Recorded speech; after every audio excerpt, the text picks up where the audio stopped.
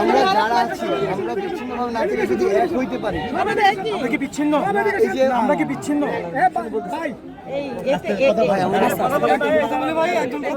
একই দাবি নিয়ে লড়তেছি।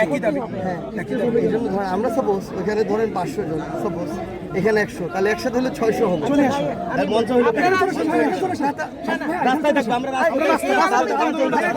তাহলে এক কাজ করি, আপনারা যদি বলেন মঞ্চ সমস্যা, আমরা কালকে মঞ্চ সরাই দিব।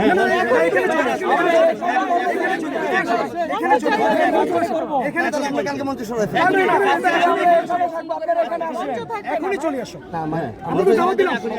ওই জায়গায় অবশ্যই আমাদের তো একটা প্ল্যান আছে। আমাদের মানে আমাদের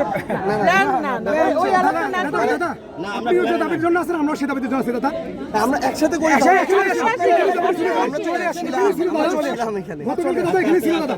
অনেকবার আসছে, এটা নেগেটিভ হচ্ছে।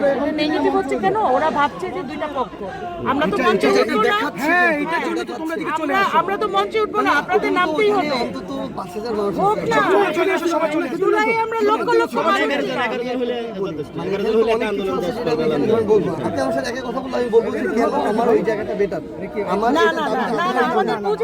ভাই আমরা কিন্তু সবচেয়ে বেটার হচ্ছে সার্জিস, তোমরা এদিকে চলে এসো, মঞ্চটা ছেড়ে দাও, একবার ছেড়ে দিয়ে দেখো জনগণ তোমার কাছে জনগণের ব্যাপারে